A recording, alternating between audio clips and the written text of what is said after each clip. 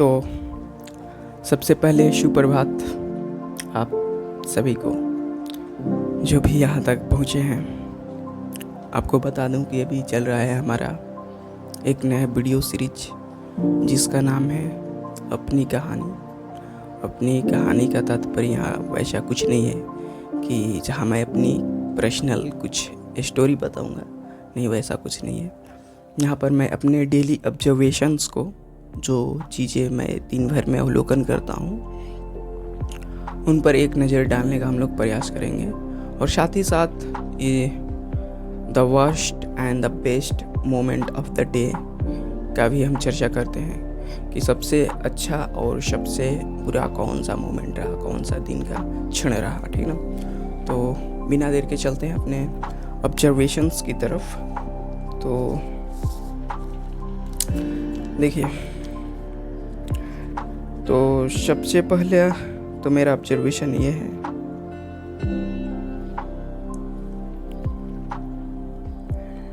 Respect को लेकर कि लोग कहते हैं कि मुझको रिस्पेक्ट करो। मतलब ये बात जब लोग बोलते हैं कि मुझको रिस्पेक्ट करो, या कोई भी रूप में हो जाए, प्रणाम के रूप में, नमस्कार के रूप में, गुड इवनिंग, गुड आफ्टरनून, जो भी रूप में हो, ऐसा नहीं लगता कि कोई भीख मांगा जा रहा है। मतलब हमको क्या कहें, थोड़ी सी रिस्पेक्ट की एक पोटली दे दो, वैसा कुछ नहीं फील हो रहा है भाई। उसकी वजह आप क्यों नहीं ऐसा कुछ करते कि अंदर से खुद ब खुद रिस्पेक्ट निकल के आए? क्या ऐसा कुछ करिए कि हमें आपको खुद की रिस्पेक्ट करवाने के लिए कहना ना पड़े कि है मुझको रिस्पेक्ट करो, इस नाते कि मैं आपसे उम्र में बड़ा हूँ, भले भी दिमाग रत्ती भर नहीं है, लेकिन मुझको रिस्पेक्ट करो। आकर 4 बार नमस्ते ठोको, 5 बार पाँव छुओ, हाँ, क्योंकि मैं उम्र में बड़ा हूँ, हाँ, इस नाते कुछ। हाँ, हमें तो भाई तो साफ गड़बड़ लगता है भाई। वैसा पात्र बनिए, काहे नहीं, आप उम्र में छोटे ही हैं, आप उसके लायक हैं, उस पात्र हैं, तो लोग, सारे लोग, कोई स्पेसिफिक ही नहीं बल्कि सब लोग आपको रिस्पेक्ट करेंगे, ठीक ना। तो पात्र बनिए उसके, बस यही कहना चाहेंगे। उम्र के ढकोसले में मत जिए कि उम्र में बड़े हैं तो हमें रिस्पेक्ट मिलनी ही चाहिए, ठीक ना। हाँ, इज्जत के भूखे मत बनिए, ठीक ना। काम के भूखे बनिए, अच्छा कोई काम कीजिए, ठीक। अच्छा, अगला चीज़ है कि मैंने कल, मेरे साथ एक इवेंट हुआ, मतलब इवेंट का एक सेट हुआ बहुत सारा। तो उस दौरान क्या हुआ था कि मुझको गया कुछ टीचर्स के पास, कुछ विवाद उनको लगा। मेरे हिसाब से कुछ मैं विवाद नहीं किया था। मैंने अपने उत्सुकता शांत करने के लिए एक टीचर से एक प्रश्न कर दिया था, ठीक ना। प्रश्न कुछ ऐसा था कि जनाब, एक लड़का और एक लड़की साथ में बैठे हैं, तो आप क्या सोचकर उनको दूर हटा दिए? मतलब ऐसा ही कुछ मेरा प्रश्न था। और यहाँ पर कोई मेरा ऐसा नहीं है कि मेरा लड़कियों के साथ इरादा, ऐसा नहीं कि लड़कियों के साथ बैठने में मेरी खास रुचि है, ना ही रुचि है और ना ही झिझक है। मैं सामान्य मनुष्य मानता हूँ, इस नाते बैठ जाता हूँ उनके साथ, हाँ। और हाँ, इस नाते थोड़ी रिस्पेक्ट ज़्यादा कर देता हूँ लड़कियों को कि हाँ, थोड़ा समाज में उनको दबा कर रखा जाता है। तो भाई मैं हमेशा से प्रयास करता हूँ कि जो थोड़े दबे दबाए लोग होते हैं उनके साथ ही रहूँ, उनको थोड़ी मदद हो सके जितनी है, इस नन्हे से बालक से मैं करने का प्रयास करता हूँ, उनको सपोर्ट करने का प्रयास करता हूँ। तो पूछ दिया था, उतने पर विवाद हो गया। मैंने, थोड़े बड़े उम्र के थे, जैसे कहा कि उम्र के थोड़े से बड़े उम्र के लोग हो जाते हैं, भले दिमाग से वो नर्सरी के ही बच्चे के समान क्यों ना हो। तो उनको मैंने जी करके बोला, उनका नाम लिया, फिर फलाना जी, और प्रश्न किया तो ऐसे झिझके जैसे उनको मैंने गाली दे दिया है। फिर जाकर अपने सीनियर से, जितने उनके मेंबर थे, उनको जाकर ये बात बताई कि बच्चा है, मुझको नाम लेकर बोल दिया, कैसे इसकी मत गए बाब, सर नहीं बोल रहा है मुझको। भाई सर का मतलब भी समझते हो? टीचर, अध्यापक का मतलब क्या होता है? आजकल मतलब हमें तो नहीं लगता कि बहुत कम ही अध्यापक हैं आज के ज़माने में। अध्यापक का वास्तविक रूप देखा जाए तो बहुत कम ही मिलते हैं अध्यापक। हाँ, विद्यार्थी के बारे में भी ठीक वही बात है, विद्यार्थी भी वैसा ही कुछ हालात है। तो उन लोगों के पास गया तो उधर और एक रॉब में बैठे थे उधर, तो वो चिल्लाए चिल्लाए मतलब नहीं, ऊंची आवाज़ में बोले। हम कहें कि बात तो दो कौड़ी की है, लेकिन इतना जोर से क्यों बोला जा रहा है? शायद इसमें बल नहीं है, बात में दम नहीं है, उसमें उसमें हवा भरा जा रहा है। मैंने आराम से सुना, बस उन लोगों से भी कुछ सवाल जवाब किया। हाँ, तो उन लोगों ने कहा कि हाँ सॉरी बोलो। मैंने कहा सॉरी बोलो, और तुमसे बड़े हैं उम्र में, तुम्हें रिस्पेक्ट देना चाहिए। कहें रिस्पेक्ट देना चाहिए किस नाते भैया? आप उसके पात्र बनिए।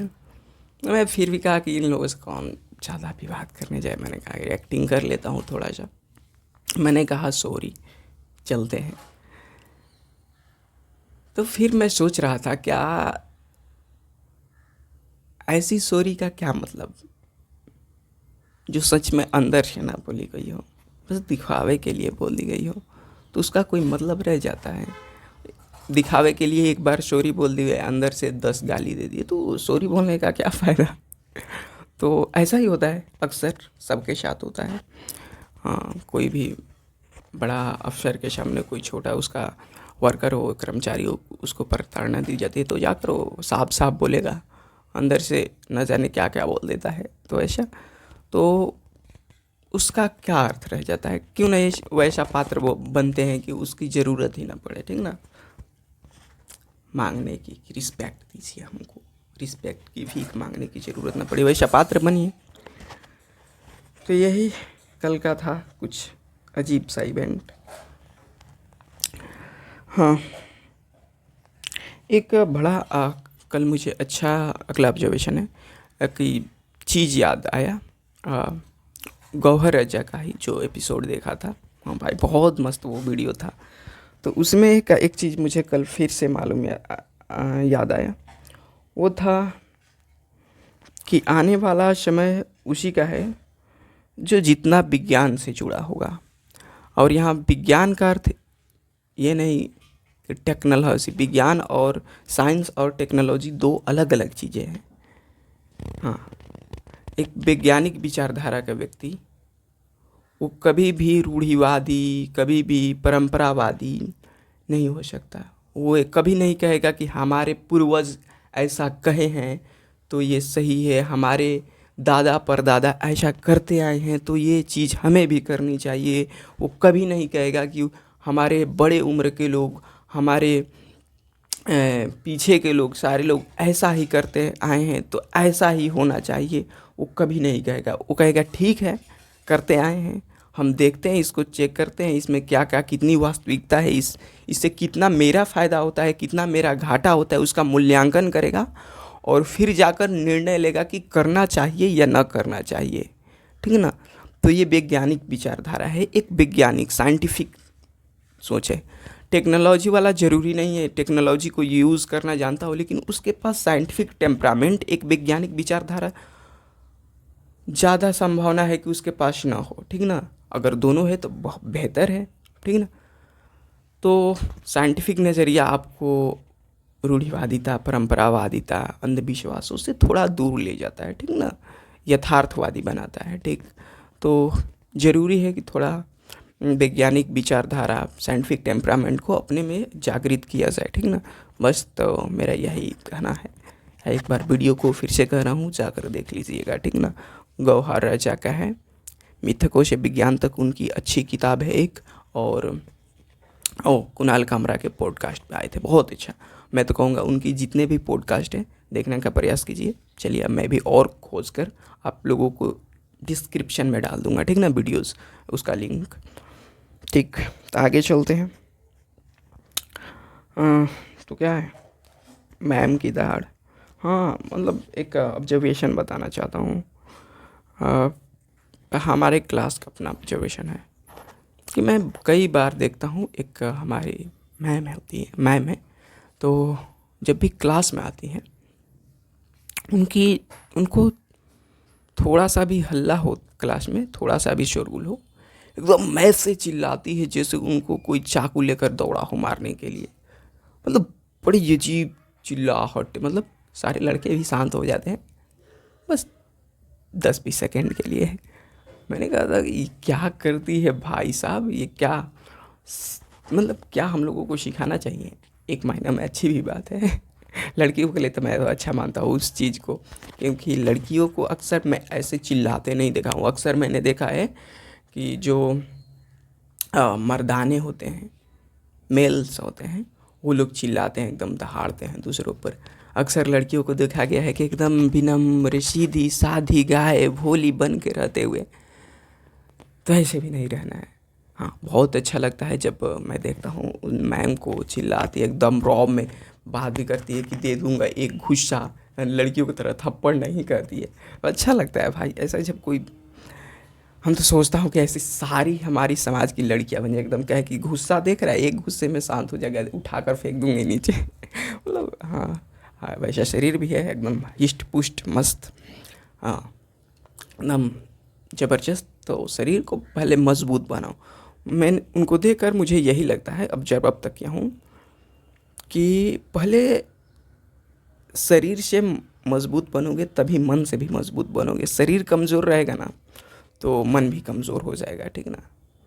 तो जैसे कि वही कहूँगा कि किताब का ऊपरी कवर एकदम ख़राब हो, मतलब फटा हुआ हो ऊपर का, तो अंदर का कंटेंट भी देखने में झिझक होती है, लगता है कि अंदर का कंटेंट भी फटा होगा। लेकिन वही किताब नहीं हो, थोड़ा अच्छा हो, एकदम कवर अच्छा हो, उस पर पिक्चर्स हो अच्छा अच्छा देखने में एकदम, तो लगता है कि गिना महत्वपूर्ण किताब है, इसके अंदर बहुत महत्वपूर्ण चीज़ें होंगी। तो वैसा ही कुछ करना है, पहले शारीरिक बल को अर्जित कीजिए, फिर मानसिक बल खुद ब खुद आना शुरू हो जाएगा, थोड़ा सा प्रयास करेंगे तो, ठीक ना। तो आज का यही रहेगा ऑब्जर्वेशन हमारा, ठीक है। मिलते हैं बहुत जल्दी। बहुत बहुत धन्यवाद आपको।